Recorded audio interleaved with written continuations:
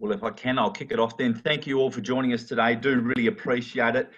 Trust you're getting plenty out of these webinars. And I'd like to take the opportunity to thank all the staff at the Office of Rec and Sport for their great work in pulling this together. Probably fitting that the webinar type scenario has been taking place as we look at innovative and lateral thinking in this webinar today. I'll just do a brief introduction before handing over to Kylie Taylor from the Office of Rec and Sport to introduce our official guest. But I'd like to start by acknowledging we host this webinar on the traditional lands of the Kaurna people and pay our respects to their elders past, present and emerging. I talk about the other webinars we've done. I trust they've been beneficial. I'm hearing the feedback is very good, so thank you for that. And I'm led to believe there's another BDO one next Friday as well to help with that area as well. Also take the opportunity to remind people that we have a webinar again at 3 o'clock today. National Cabinet meets today, and we hope to have a little bit more of an insight into the direction forward for sport. I'll talk more about that in a few moments' time.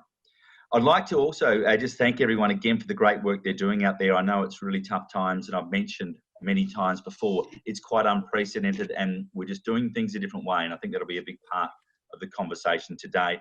But to talk about even things we're doing as far as good hand hygiene, making sure we're sneezing into our elbows and reducing outside commitments and contact with other people, social distancing, etc. That has been a real change to our lifestyle, but it's what we're working with at the moment, and that's what we must be thinking about as far as sport is concerned as we go forward. Again, a welcome to David, Felicity and Sam, and thank you for being a part of today's forum. Kylie will talk about them and introduce them a little bit later. As you know, there's plenty going on, and I trust you're working with the industry advisors through the Office of Rec and Sport. Great to see schools back this week. Again, big success for South Australia, 8 days in a row with 0 cases. Again, all of South Australia should be commended for that. Everyone's playing a really, really important part. At school, of course, a big thanks to our teachers. They need to be commended. Their resilience and their ability to adapt has been outstanding, and we should be very proud of that. Again, I think our state really is leading the way. One of the interesting things, whether you've been following it closely or not, has been our contract tracing and testing, and the rapid response is what the Premier is talking very much about from the health perspective. I think, again, we've been leading the way. We have the highest rate of testing in the nation, and health are very confident that the work that we're doing in that area has us right at the front of the pack. So again, we should be very proud of that. But going forward, that's what's going to be important, the tracing and the testing. And of course, we've just finished our Blitz, which has been sensational. And I think there's been more than 50, 60,000 people tested across South Australia, which is wonderful. And again, to have that run of zeros is outstanding. On top of that, as a government, we've got extra PPE come in. Of course, we've had more than 1 million pieces of personal protective equipment come in from China and overseas. And of course, we have the Detmold South Australian company up and firing, producing our own PPE, which is wonderful. Again, millions and millions of pieces in the capability there. Rent relief has been talked about as well, and the $1 billion economic stimulus. I've briefed you all on that. We are continuing to work through organisations with that. We're fast-tracking construction projects. Our part, the $5 million grassroots footy cricket netball program has been brought forward, and in fact that closed off just yesterday, and we'll be announcing the recipients of those grants again to keep that moving, to keep that ticking over. The Community Job Support Fund, that's the $250 million fund there, which incorporates not-for-profits, of course the charity sector, but also sport and rec as well. Kylie Taylor, of course, sits on that committee. They've got the $10,000 emergency grants. They're being allocated as we speak, and we encourage you to be applying for those as well. And also the individual sports are being looked at there. So that is going along fantastically. A number of other initiatives too. I encourage everyone again to make sure they have explored the JobKeeper program federally, a really big program. I trust you all have. If you haven't, again, get onto your industry advisor because the Commissioner for Taxation has extended the enrol period from the end of April to the end of May, so there is more time to follow that through, and Job Seeker as well. Can I also add this one to all sporting organisations, and I've spoken to quite a few, and I know they've done this, and I'm sure probably many more have, but if you haven't, Can you please encourage everyone to get on board the COVID Safe app, the COVID Safe app, the tracking app? We need as many people as possible to be on this app. It will help with, as I mentioned before, that testing, that tracing in particular, and then help with our rapid response if there were to be an outbreak or an incident anywhere in particular across South Australia. This will be a real key to helping get sport back and get sport played again in our communities. So I can't emphasise it enough. If you can do all you can to reach out to your networks, encourage all the associated sporting groups within your organisation to make sure they are asking and requesting everyone to get on board this app. It will be very, very beneficial for us as we go forward, as we wait for a vaccine, and so that we can get our communities back up and running again. I can't emphasise that one enough. The COVID Safe app, again, I think South Australians are complying and doing a really great job, but having that app will give us greater capability. The National Cabinet, I mentioned that earlier, they're meeting a little bit later today. We have got that webinar again at 3 o'clock. I hope you can join us for that, and we'll give you more detail in the fallout from that. And I know I've asked it of everyone, but I'll ask it again to make sure that we are doing that work. And the office has been in contact with a number of you. Bowls, I see in the paper today, great stuff there, looking at how they can work under the restrictions that we have in place. And it's what we need to be thinking about. How can we modify what we're doing? How can we get people active? Something that's probably been a little bit overlooked on the national scale, and the national media, is the fact that I think it was mentioned the other day about Western Australia going back out to groups of 10 where they can meet and congregate. Well, we've been at that level. South Australia didn't have the restrictions that other states have. And if you've been speaking with any of your counterparts in the state, you'll know their restrictions have been very, very tight. Victoria in particular. We haven't had that here, so we're in a very great place. And I really encourage you again to be looking at how you might deliver your sport with the restrictions as they stand. If we keep doing the right thing, those restrictions will be able to eke out, and we'll be able to have more and more freedom, if you like, as far as sport is concerned. So if we can look at how we can maybe train and start preparing under these restrictions, they will only open up a little bit as we go on if we're doing the right thing. And I do really emphasise that point, and just leave you with this final thought before I hand over to Kylie and the team. But sport will play a really important role going forward, and I have every confidence in all of our sporting organisations. But we will be a bit of a benchmark as we start to come back. Will be monitored. If things go wrong, things could get tightened up again. So I just want to make sure and emphasise with everyone that we're doing all we can to be community leaders, to lead the way, to follow the instructions as they're laid down, to make sure that we get everyone working within the confines that we have, so that we do the right thing. The steps will keep coming, in my opinion. If we can make sure we show the health authorities and the state coordinator, the police commissioner, the sport is doing the right thing, we will be able to move out.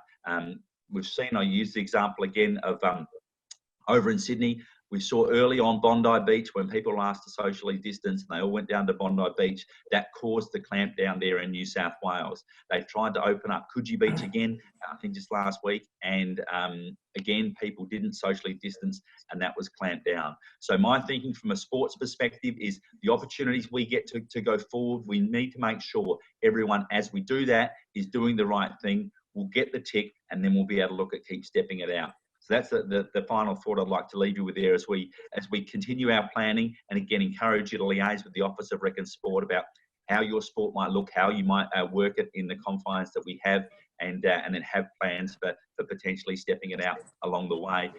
Thank you again for that. David, Felicity and Sam, I really appreciate you coming on board. The innovative lateral thinking is very much where we need to be in this space, and I think many opportunities will come from this that we'll hopefully be able to implement now and then have in our sporting landscape for many, many years to come. So thank you again for your time. Appreciate it. Hope to chat with you again at 3 o'clock. If you can join us online again for that one, that would be great. But now I'll hand over to Kylie. Kylie, thank you very much. Thanks, Minister. If I could just echo some of the points the Minister made, it's sort of never been a more proud South Australian with the way we've responded to this situation. And certainly, Minister, thank you for your leadership. I know that, again, we couldn't get a more passionate and committed minister to seeing us through this and getting us up and going stronger and better than before. So on behalf of the industry, thank you.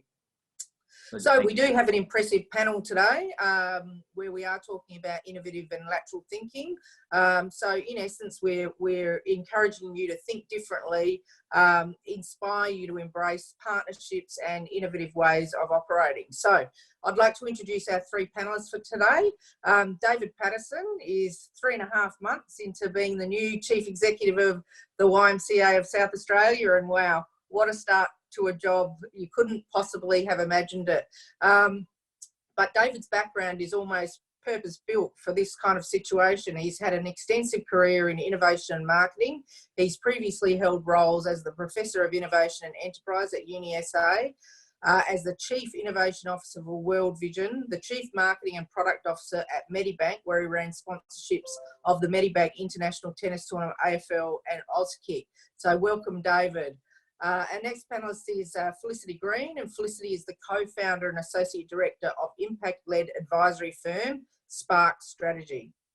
Felicity has recognised expertise in not-for-profit business models, social innovation and cross-sector partnerships. Recent examples of her work and recreation experience include developing the Melbourne Cricket Club's strategic plan, running capability building workshops for Vic Sport members, and a range of strategic projects with different YMCAs. She also has extensive experience working in the field of health promotion. Welcome, Felicity. Great to have you here. Dr. Sam Elliott, and Sam's probably worked with quite a few of you on the line. Sam's a renowned researcher and senior lecturer in sport, health and physical activity at Flinders University. He's published widely on parental involvement in youth sport and presented his work internationally in China, the UK, Canada and the US. Sam is a highly sought after speaker and consultant and has worked with Football Federation Australia, SANFL, Sport Australia and ACHPA. Welcome, Sam. So straight up, I'm going to go to David. So David will now share his thoughts on innovating by changing the nature of the game. I really look forward to hearing David's ideas about finding the upside in the downturn and how to make customers, members and partners part of the solution. So over to you, David. Thanks very much, Kylie. Good morning, everyone. So yeah, as Kylie said, what an amazing time to be here leading the sector. But I think the way that we all work together during this time will set us up well for years to come. So first of all, I just want to talk a little bit about the nature of strategic innovation. So strategic innovation by its very nature is not just tinkering at the edges. So this is not just a few tweaks in here and there, a few apps, whatever it might be. This is really re-examining who we are, why we're here, how we create value and how we bring about a future that we would rather see. So I'm going to break that down just into 6 thoughts. And this really goes to how we think. So it's really about a mindset as an introduction to this topic. So first of all, a little bit about the why. The YMCA has a very long history of innovation around the world. So many people are not aware, but we're not limited to just the village people. We've been around for 175 years. It's the world's largest social enterprise, we believe. It's the world's largest youth and community development organisation. It's the inventor of basketball, volleyball, racquetball, futsal, group swimming lessons, lifeguards. There's a whole range of things that actually sprung out of the Y. So, and a lot of those were born during times of adversity, just like we're going through now. And then even on the social side, there's a lot of social innovations that have come out through the Y. And as far as I'm aware, there are about 6 Nobel Peace Prize winners who've come out of the Y as well. So it's really quite a wonderful culture for serving people, looking out in the community and making the best of whatever situation we find ourselves in. So in the Y in South Australia, collectively there's about 1,000 people who work for the Y here. And we've been here for 170 years. So Adelaide is actually the first YMCA outside of Europe. So I think there grew to about 10,000 YMCAs and we were number 10 in the world. So Adelaide has played a long part of that history. For ourselves, like a lot of people on the call, we're profoundly impacted by this. So I've had to, in my first 3 months, had to stand down 400 staff, which is not great, and double my own workload. So that's about 70% of our operations have been temporarily suspended. But at the same time, we're ramping up in lots of areas, particularly on the community outreach side.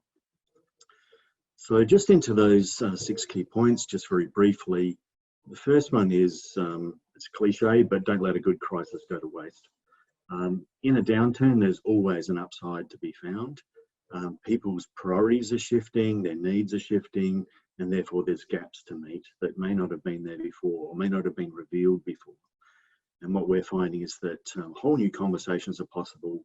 Stakeholders are listening in a way that they perhaps weren't before, just because we were all head down, bum up doing what we do. Now we have to question a lot of things, and that actually presents a wonderful opportunity to change a few things, particularly around culture and business model and the services that we all provide.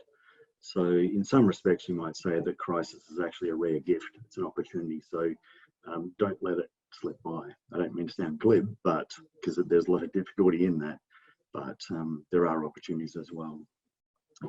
So as Kylie said, even though I've only been here 3.5 months at the Y, I would say that I'm where I would want to be, or would have wanted to have been after 12 months, in terms of strengthening that sense of mission in the Y, the culture, the sense of teamwork, the quality of relationships we're having with partners, with government, etc. There's a lot of upside by working together through all of this. So I guess my advice to others would simply be to seize that opportunity, do what we tell our players and athletes to do, push through, get it done. And a lot of it comes down to attitude. It's whether you think you can or whether you think you can't through an environment like this, you're probably right. So mindset, as you know, on the playing field as well, goes a long way, and sometimes it's the only difference between getting through and not. So seize the day. The second thing then is to be, try and be driven more by purpose than circumstances. So it's really, we've got both. We've all got a purpose to serve. We've all got big circumstances to face, but there's a question about which drives us and which is secondary. So I guess I would sort of say that even in a time like this, still be driven by your purpose, the reason you're here. Be mindful of the circumstances, clearly. Be informed by them, work to them, but don't be dictated to by them. So if you're clear on what you stand for and what you're about, you'll be clear on where the innovation opportunities are. But if you allow the circumstances to overwhelm you, it's easy to become punch drunk. So there's no point being either Pollyanna-ish or ostrich-like, if you like, about the circumstances. But if all we've got is a view of ourselves as just being victims of something external, paralysed or unable to adapt, then the only tool we've got left is a begging bowl to sort of say, please, can I have another grant? Can I have another bailout? That kind of assistance from government, as we all know, is deeply, deeply appreciated. It's certainly needed at the moment. But we really want that to become the start of something bigger and better, and not just a way of preserving the old, as it were. We've got to play our own part by being innovative in the circumstances. Organisations are very clear on their purpose that tend to be far more resilient in practice. And others actually want to work with them because they're standing for something greater than just their own self-interest. So with the YMCA, we have this mission of providing opportunities for all people to grow in body, mind and spirit. And that applies in every season and circumstances. We've done it through wars, through depression, through Spanish influenza, et cetera, et cetera. So that's what's sort of top of mind for us every day. And what that does is it gives us, if you like, a set of opportunity goggles. So even when you're going through something very difficult, if you have that mission top of mind, you can see opportunities everywhere. And so what we're doing is, and I'll give a few examples in just a minute, is even in the midst of great difficulty and great constraint with most of our staff not being able to work at the moment, we're still finding lots of opportunities to have an impact and sow seeds that hopefully will reap a harvest in due course. So the third point in a situation like this is to try and place yourself in the bigger picture. So this is where it's all about systems thinking and collaboration. Excuse me. So our sector is not just thousands of individual entities, it's really a system or a system of systems. Everything's connected, nobody's an island, and each of us can only flourish if the broader system does as well. And so by system, I mean the communities we belong to, the leagues, the competitions, the associations, the rec hubs, etc. They also constitute our market. So we can't actually get ourselves back up again unless our market, our talent pipeline is also working. So that sort of points to the need to be collaborative and work as a collective as we try and get through some of this. So the keys there really are around sitting down and actually mapping out the network, if you like, that sits around your organisation. Identify those others whose success is also critical to yours. Identify the main challenges and outcomes you're looking for. Go and see them, get together, probably online I would advise at the moment, and co-design the solutions together. And if you need somebody independent to come in and help facilitate that conversation, do that. But just by understanding, being able to position yourself in the bigger picture and identify those other key actors that you need to group together and move forward with can help tremendously. And so for the why at the moment, we're finding amazing new conversations. For us, it's not just about the next recreation centre or the next program, but we're having conversations with city governments around how the whole post-COVID environment, rethinking what health and wellness looks like, and having much, much bigger conversations. And so there's tremendous opportunity in that as well. And it's not just looking after the interests of the why, it's us joining up with all the other actors in each of those cities and saying, how together can we combine our strengths in new ways to make a difference both through the crisis and post. The fourth point is what I would say, I would call thinking backwards and moving forwards. And so if you're going into a very uncertain environment or you're in the middle of a fog, and in a sense we are, because we're not quite sure what the future looks like, rather than trying to forecast the future, one of the best things you can do is actually try and backcast. So I would say, in a sense, be dissatisfied with the way things used to be. Don't just rebuild the old, but go for something new. So I don't think I've ever heard anyone say, my organisation is perfect as it is, my league or my competition is perfect as it is, please don't touch it, don't change a thing. I think most people recognise that there are plenty of opportunities and the things were never perfect. So now presents an opportunity to imagine a better future, place yourself in that future, and then deconstruct it and break it down into chunks and almost tell yourself the story of how you got there as though it had already happened. And if you can break it down that way, you can find key things that you need to make change to, and you can focus your innovation efforts around those. An example there very quickly, I used to be on the board of the YMCA in Victoria. I'm a co-founder of something called the Bridge Project, and we looked at the way young people got trapped in crime and the juvenile justice system, etc.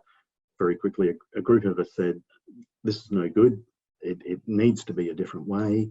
We broke that down. We work with actors with the police force and the minister and the health services, etc., to figure out a better way to go forward. We implemented a program for those young people. And just a couple of years ago, I went back to Melbourne for the 10-year anniversary of that, and 3,000 young people had gone through. And the reoffending rate for those who get into the juvenile justice system would have normally been between 50 and 60%. But for those folks who've been through this program, it had dropped to 3% and stayed there for 7 years. And so that's an example of innovation applied in that backcasting sense, just identifying a preferred future, deconstructing it, and then going about it systematically. The next point I'd raise would be the first thing to do on that journey as you step forward is just simply to be of value to others. So make your members, your fans, your players, your partners, etc., part of your innovation process. This whole thing is really about, and getting through a crisis, really about humans first and spreadsheets second, if you like. So just always keep that in mind. You can't sustain anything if you're not creating real value for somebody. The worst thing you can do in an environment like this is become self-centered, because to do that is to become isolated and virtually irrelevant. So this sort of goes back to the whole idea of, many people be familiar with the book of How to Win Friends and Influence People. The advice there in that book, bit of a classic, is just care about them first, be of value to them, and that opens up opportunities in itself. So if you're an entrepreneur, for example, you're looking for early customers to build something with, to work together to create value. And in doing that, they accelerate the whole process. They give you early cash flow, they give you great feedback, they give you a reference site, etc. So just sort of start there, just be of value to whoever's at hand. So a quick example here would be for YMCA, we've got all our shut down rec centres at the moment. So we were concerned though about the needs of vulnerable young people in the community. So we approached the state government with some ideas, say, hey, could we repurpose temporarily some rec centres to be a safe place for young people? So we ended up working with departments of human services, child protection, education. We worked together, we co-designed a program, did some rapid prototyping. We got SA Health to grant an exemption with that design to temporarily use the centres for that purpose.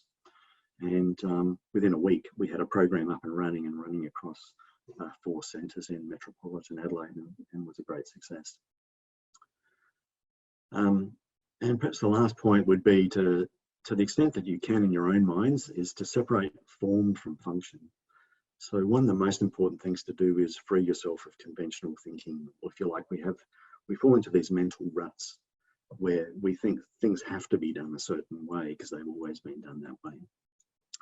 But to break free of that, we have to sort of disassemble. We have to break things apart into their elements and then recombine them in new ways. And perhaps the most obvious example at present would be all the digitization that's going on at the moment, where things that would normally only have been thought to be delivered face-to-face are now being digitized and placed online. Much of that will be a temporary measure, but I think much of it will actually stick to and begin to change the way that we work with members and partners going forward.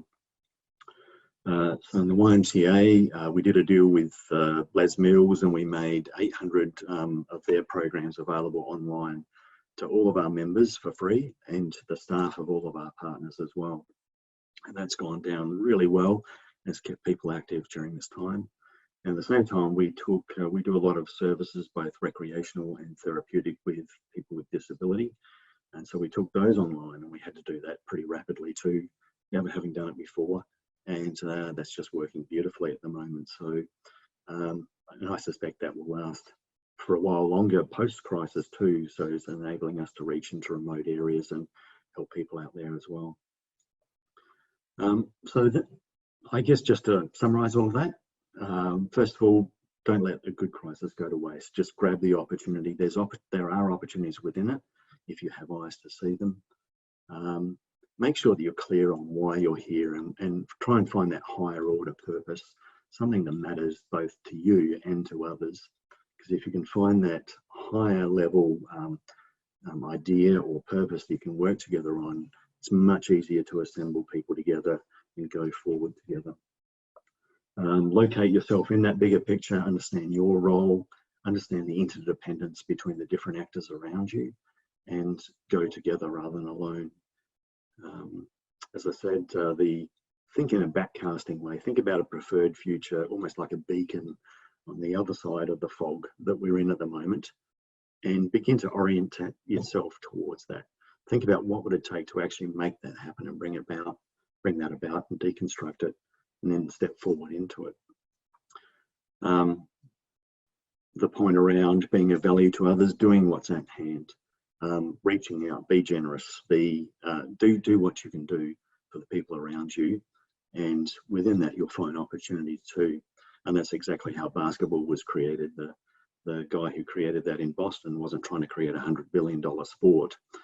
He was actually just working with a group of young people who were in a lockdown in the harsh Boston winter. And he had this mission of, okay, how do I develop these young people in body, mind and spirit? So he designed a game around that. And, here we are today with basketball being a massive sport around the world. And the last thing to separate form from function and just break apart what it is that you do and see which things could be delivered differently. All right, so that's about it from me. So thank you very much for the opportunity to talk to you and answer some questions in just a moment.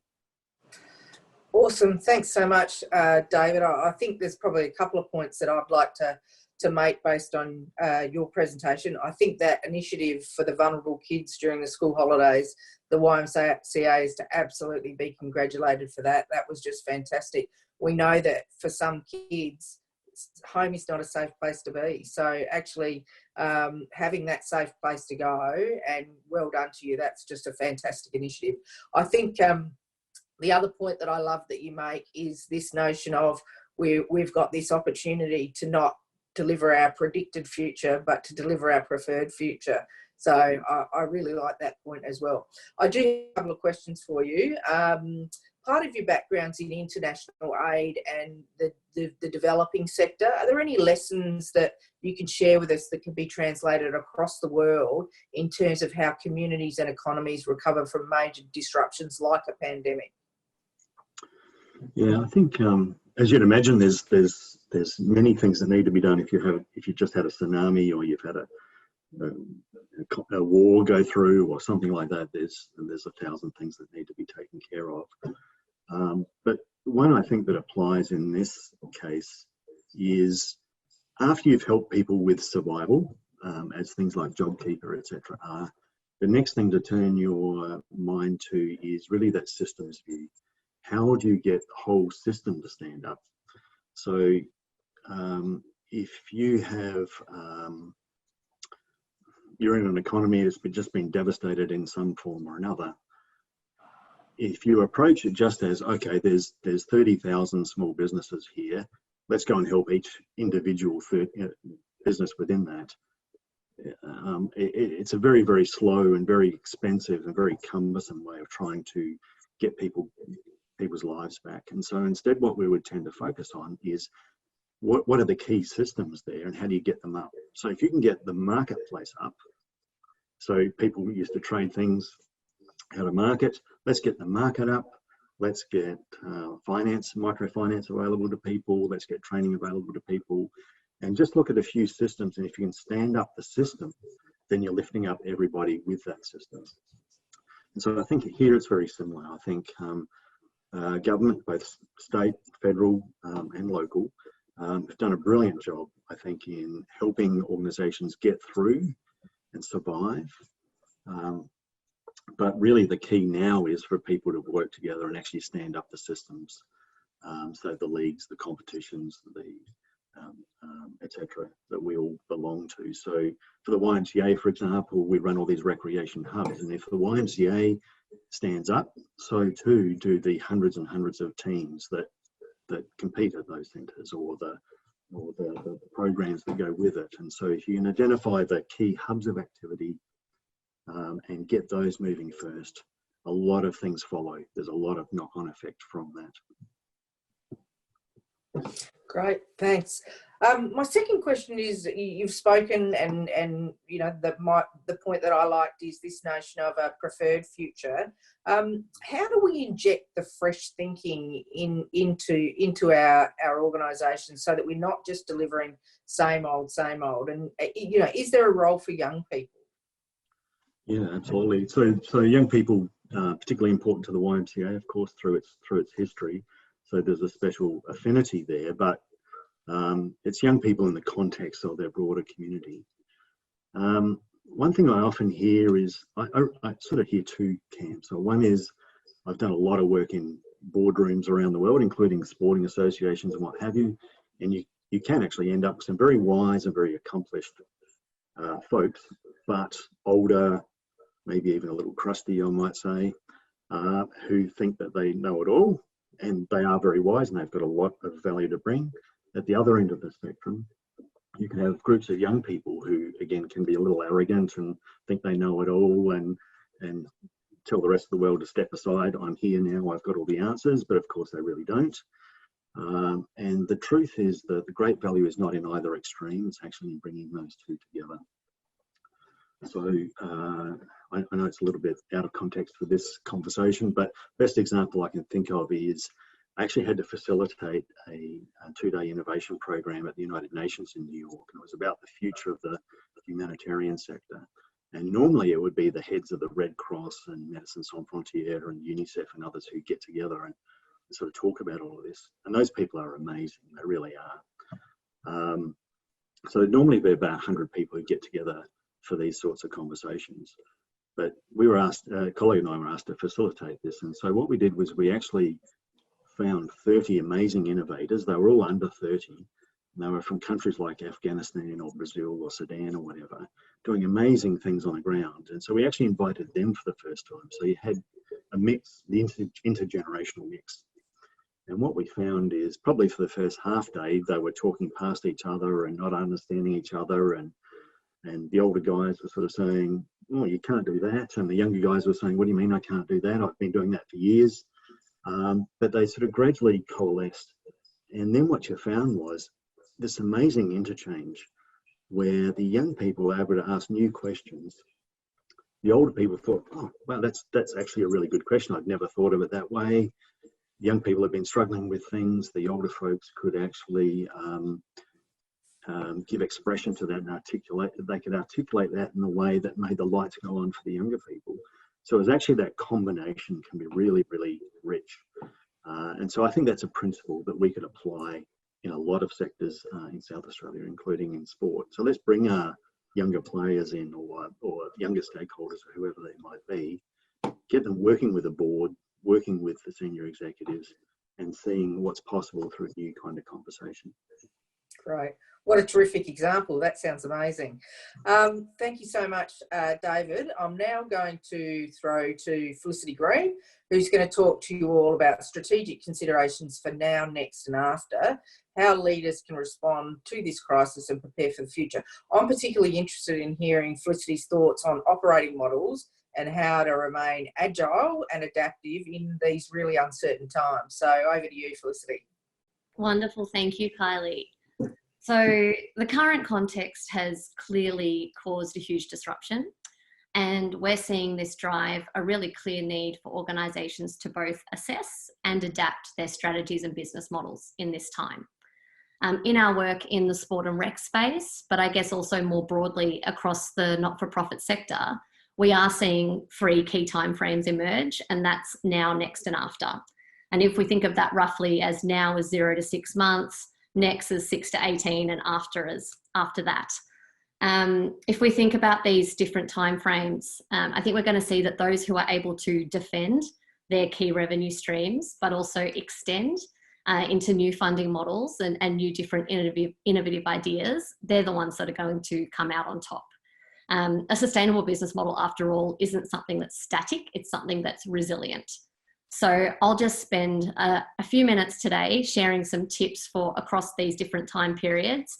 But as David sort of focused more on the strategic, I might just quickly focus on more of some of the immediate. So moving a little bit into the tactical, but I'll focus on those first 2 time periods. So if I think about business models, from an immediate perspective, the first step after, of course, applying for all relevant government stimulus opportunities is about really protecting those current revenue streams. Obviously, in the sport and rec space, a key revenue stream is often membership fees. Now, I know that many of you can't deliver on the usual value that people get for those membership fees at the moment, such as participating in sports, gradings, etc. But that doesn't mean that your default position should necessarily be to just let those fees go. The key here is to reframe how you deliver your value in a way, of course, that's still authentic to your purpose.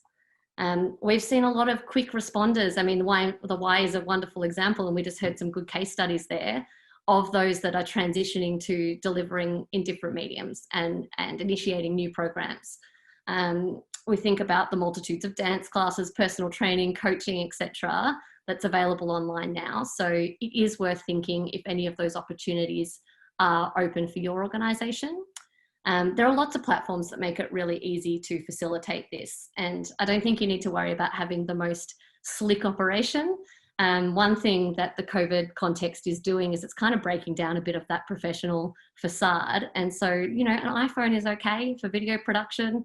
Doesn't matter if pets or toddlers walk around in the background. I think, you know, Kylie and I were talking before this to say we hope that the rain doesn't come down too loudly on our tin roofs. But I think it's important also to think about the other often overlooked proposition that members get, and that's the power of connection and feeling like they belong to a community.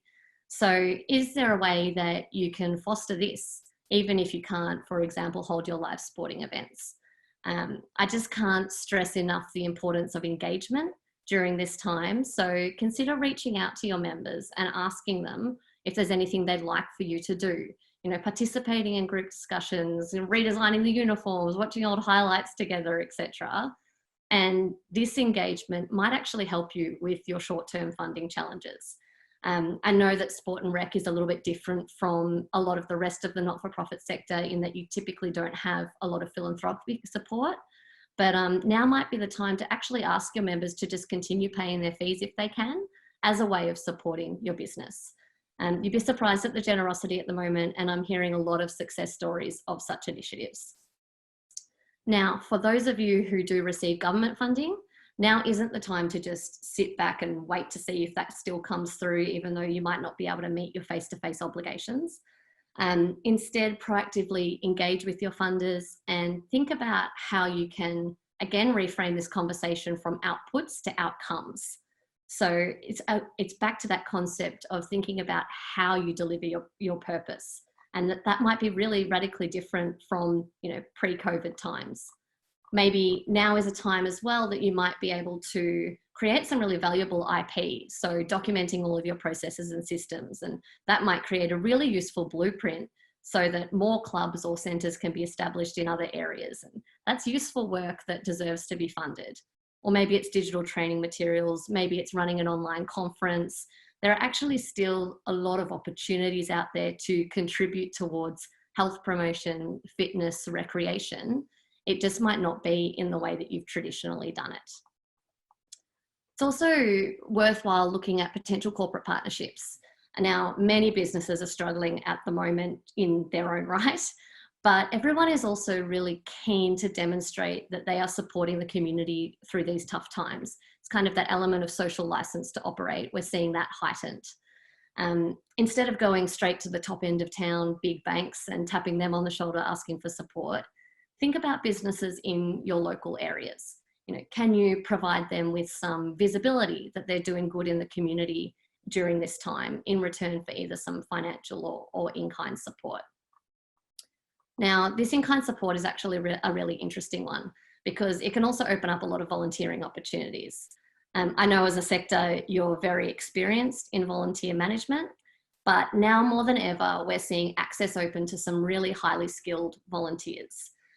This pandemic context has obviously seen the loss of hundreds of thousands of jobs, and this is forecast to continue.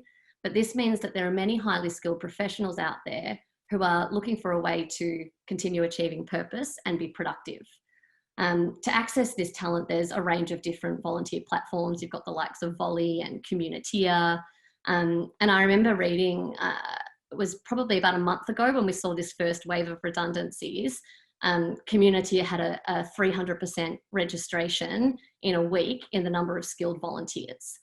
So it's a big resource to tap into. And I think the point is that these resources aren't that close to your organisation, so they don't actually know the way that things have always been done. And when we're thinking about innovation and transformation and revolutionising the way we do things, they can actually be a really good asset for those types of projects.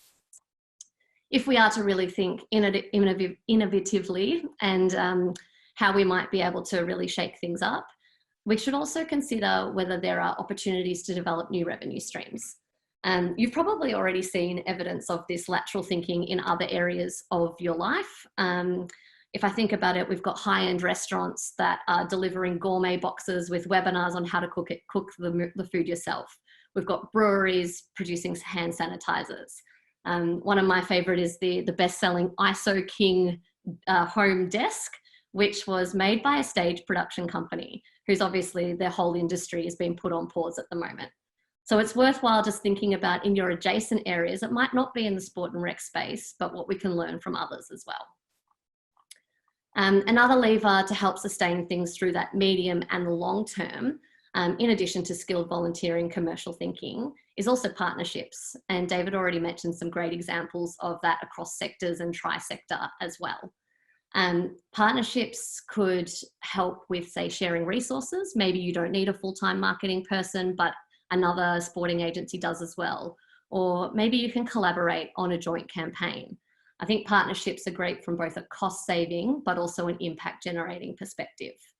And in fact, they can really help you innovate your operating model. Just to demystify this concept of operating model, it's your people, processes, and systems. And this is the part of your business that really does need to be agile through these times.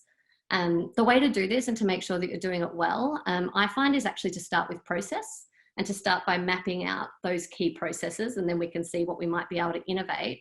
But once you've looked at the processes, then you map what resources you need to do that, what capability and capacity. That makes you be able to make informed decisions about whether you do need to skinny down your team temporarily or permanently, and make sure that you're doing so in a way that is strategic and you're not digging yourself a hole for later on. Some organisations are taking an equity approach across the board in reducing hours. Others are looking at where the workload is. There's really not one correct answer. You just have to figure out what's best for your organisation and then make sure that you're consistent and clear with your messaging. This is a hard time, but people do understand that these are unusual circumstances. There's a lot more to be said around strategy, business models, operating models, but I do want to make sure that Sam has a time to do his prezzo as well. So I might actually wrap mine up there and hand back to you, Kylie. Awesome. Thanks so much. Again, look, before I quickly go to Sam, and I am going to skip your questions, Felicity, so I do apologise. But one point that I would make, it's really been called out, the financial fragility of the sport and recreation system. And I think that if there's one thing that we must do, and that's think about our business models a little bit differently, shared services models, you know, how can we actually get leaner and meaner and be more sustainable into the future? So I think that that was a really well made point. And partnerships have come through with the infra plan, have come through with Game On, and have come through with the grants review. So I couldn't emphasise that enough. Okay, over to Sam. I'm going to just kick to you. So you're going to talk about your thinking on innovation and collaboration, provide some insights on knowledge and resource sharing to generate revenue and keep people engaged. I'm interested in Sam's take on committing to collaboration at a time of crisis. Thank you, Kylie, and to David and Felicity. It's been fantastic to hear some ideas from different sectors. Good morning to everyone that's joining us today. What I'm going to do is share my screen, so hopefully with some success this works, and I will just take you through a PowerPoint for today. Okay, so I've been asked to provide commentary on some strategic innovations. And as an academic in sport, but as an academic in higher education, I think there's some really nice, some nice piece of advice and some information that will be of use to the sector. So I guess just initially in terms of a university and how we're managing during this current climate, certainly there are a few things that have changed. The obvious one that is well documented is within teaching and learning. And of course, we've moved to an integrated e-learning interface. One of the observations that I've seen in my topics, and it's a small sample size, but certainly over 7 years in comparison, is that there's actually been a 25% improvement in learning effectiveness. So information that has been actually attained from the curriculum, and then the ability to retain knowledge through assessment and demonstrate application of knowledge is something that we've been able to assess, and we've certainly seen an improvement there. Some reasons why, potentially, there's some greater care in transitioning to online, which has been of benefit to the students, but it might also be a case where we've been able to tailor learning, and so students are able to take advantage of self-paced learning. They may be able to accelerate through key concepts that they're comfortable with, but they might also be able to take more time and be more carefully attentive to the things that they might need more time with. In terms of research and innovation, so these are our core businesses, teaching and learning and research innovation. My experience is that there's been minimal disruption, and the main reason is because most of our research endeavours are built for online participation. So online surveys, interviews, focus groups, these are things that are readily available in the online space. Surrounding our core business in universities, we've also had to probably observe some other changes on the, I guess, that surround our core business. And the first one relates to, I guess, student mental health and well-being. And while we haven't necessarily seen a spike in the frequency of cases, the cases themselves do demonstrate a higher level of severity owing to job loss, loss of income and employment, maybe some domestic issues as well around spousal or domestic abuse. So these are really significant cases that impact, of course, on all sectors of life, but in particular, in our instance, with higher education. And so we've had to be really receptive to that. A lot of our attention is also focused from a strategic point of view to 2021.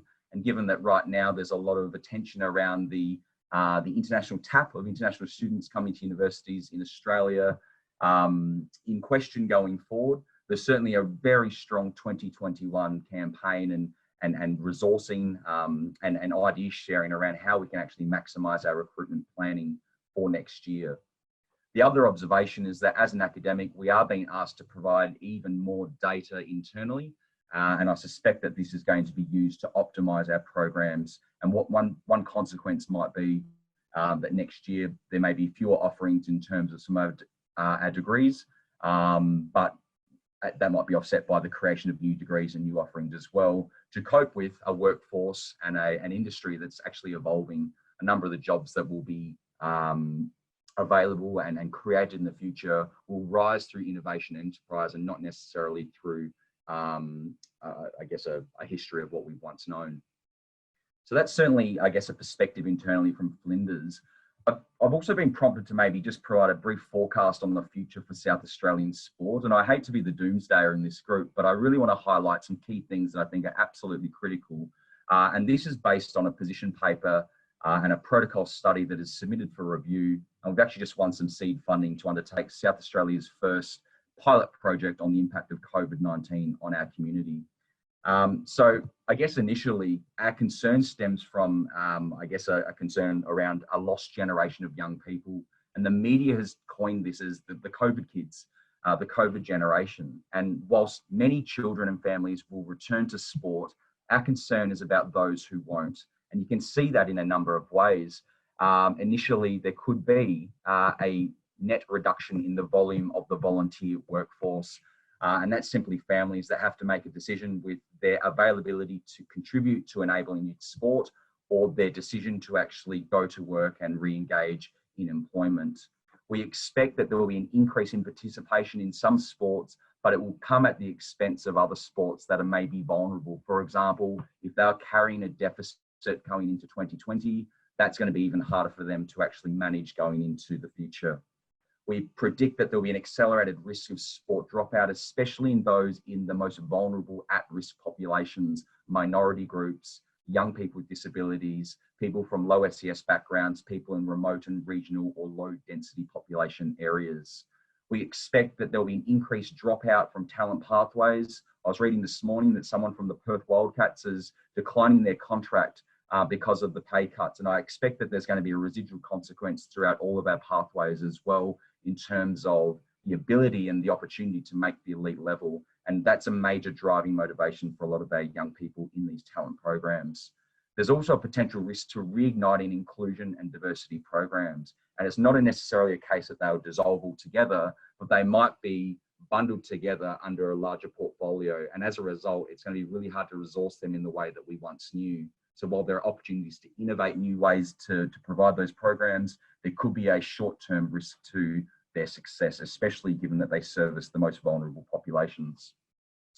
We also predict that there could be an increase in mental health issues in community sport. I think prior to COVID-19, there was a real sense that a lot of community sporting organisations were really trying to find ways to provide a holistic experience through sport to their stakeholders. And part of that was through mental health literacy programs, wellbeing programs. there is a risk now that the absence of sporting clubs and thus the absence of access to those programs may actually exacerbate issues for a lot of our young people. And we also predict, unfortunately, our data indicates that there's going to be a potential collapse of a number of small clubs and organisations, particularly in remote and regional areas.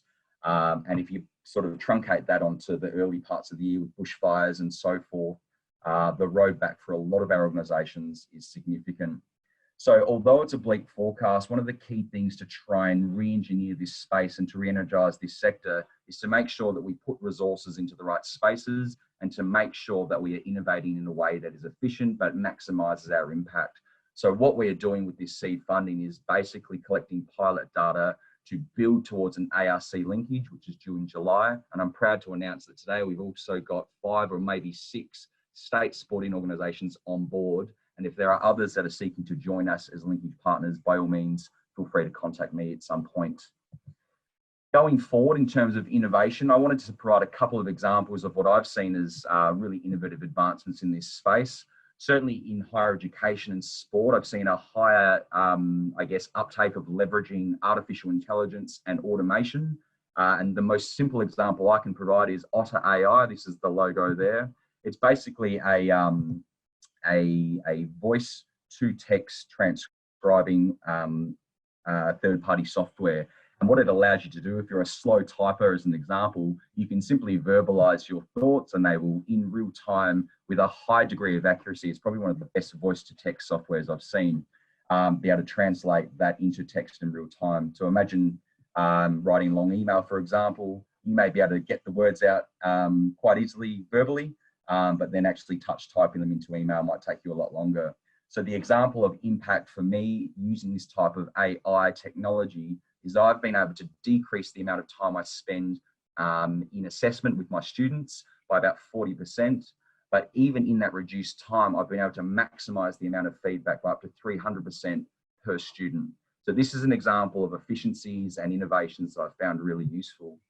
Another one probably speaks to, and I took a note from David's talk this morning, so thank you, David, around one of the innovations around mindset and culture. I think one of the big ones for me is behavioural, and I've seen a great capacity for knowledge sharing in this space.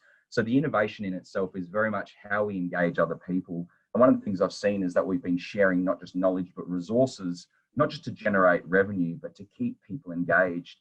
And so for us at Flinders, it might be offsite borrowing to partners, to stakeholders, to our students. And these are things that, such as GPS units, iView camera glass technology, not just to support learning, but to give them incentive to come back when the time is right.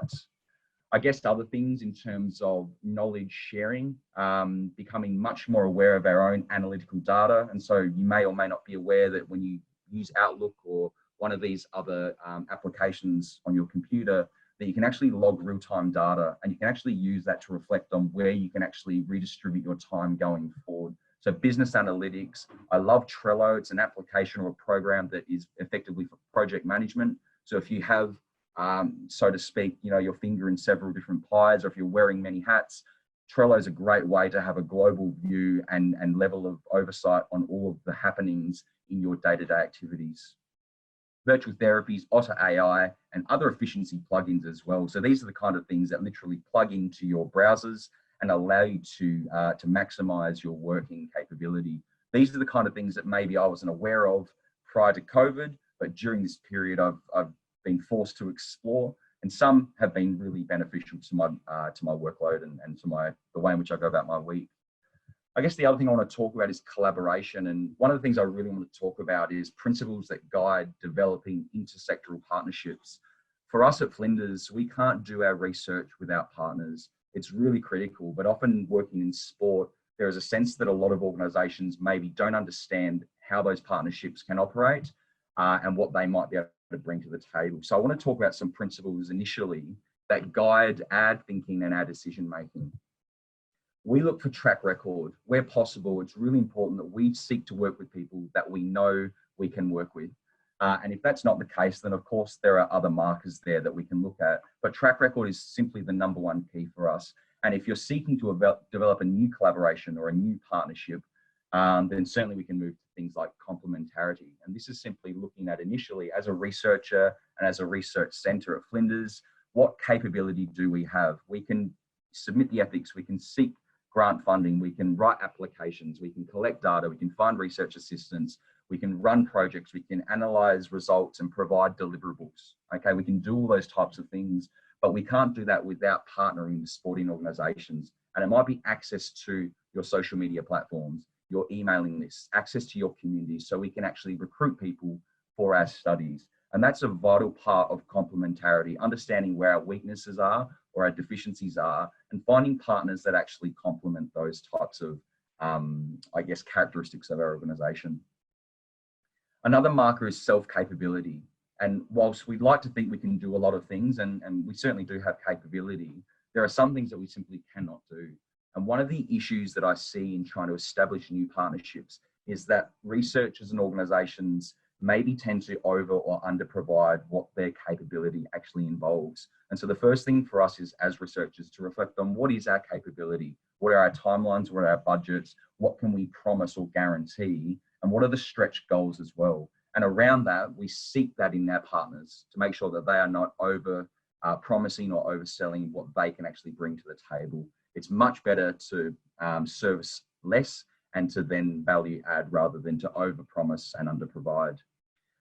The fourth, I guess, principle that we are guided by is making sure that when we collaborate with partners, that they actually share an understanding that partnership means self-interest, that if they have an individual goal or objective that they are trying to achieve, that partnership is the way to achieving that. And if that's not the case, then simply speaking, you develop a very short-term informal relationship, but it's not what we consider a long-term viable partnership.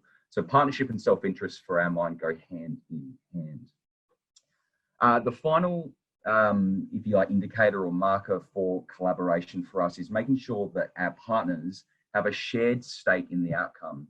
And what I've seen a lot of time with collaboration is that organisation A may do the first, task or objective, and it may not go to plan. And so organisation B might then pull away or rethink the way in which that organisation engages in a collaboration. And that's really a big warning sign for us. We want to ensure that whether we have the spoils of success of our research through knowledge creation, through resource development, through innovation and enterprise, that there is a shared sense of achievement with our partners. But that also works the other way, that when things slow down because of COVID-19 or for whatever reason, that there is a shared sense that we are both in this together and we have a shared stake in the outcome. Around those principles, there are some buyer beware contingencies that you need to keep in mind. And certainly for us, these are really important. There are times when you may think you're entering a collaboration, but you might actually be entering what is a short-term informal relationship. And one of the risks that are associated with developing this kind of relationship is that it can lead to goal separation. In other words, the two organizations with a very short amount of time actually diverge. And when you see that, someone passionate in an organization or in a university may be seeking to do one of two things. They might actually focus on their goals at the expense of their partner, which is really an issue for collaboration. Or secondly, they might go the other way and they might be reaching so far to protect their partners and to work with them that they actually deprioritize the things that actually matter to their organization. So short-term informal relationships can lead to goal separation. So this is just something to be aware of, especially when you're trying to investigate the viability of developing a collaboration during a time of crisis. The other thing you need to be aware of is your blind spot. And often in these times of crises, desperation hire or desperation partnerships can often evolve. And one of the risks of that is that convenience might actually masquerade as opportunity or as something that is strategic. And that is a problem because often that can lead to these things around short-term informal relationships. So just be a little bit cognizant of these types of these characteristics of building a really successful partnership, but also be mindful of some of the things that may actually redirect some decision making about who you seek to collaborate with. I'll leave it there because I'm sure that there is not much time left, but if there are any information or questions, I should say, about our projects or the things that we're working on, I'm happy to take emails or conversation. I'll stop sharing my screen now. Thank you. Thanks so much, Sam. I always love listening to you. Always get something out of it. I think the efficiency of that voice to text is quite remarkable. And I love your principles. I think the principles for partnership were terrific. We are pretty much out of time, so unfortunately I'm not going to be able to take any questions. But I really want to thank David, Felicity and Sam for offering their time today and sharing their insights. I thought that was terrific. I'm already getting emails from people saying how valuable they found it. So, you know, obviously as we get through and we survive, we now start turning our minds to recovery. So thank you so much. I want to thank you all on the line for your commitment in terms of getting your organisations going again and delivering for the South Australian community. Just a few points in closing. The 3 p.m. Address this afternoon, which will be from the Minister as an update from National Cabinet, where we're hoping we might have a bit of clarity in terms of sport and when that might resume. So if you haven't registered, please do so before 3 o'clock.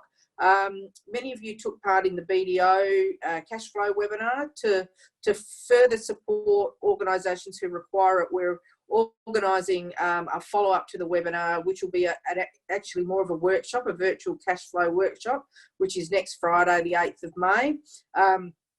Places are limited in that, so please register your attendance quickly if you are interested in the more detailed cash flow information. We are planning to facilitate some virtual network meetings with organisations just to make sure that we are all talking to each other and learning from each other during this time. I encourage you to participate in those sessions and you'll get some details sent to you shortly.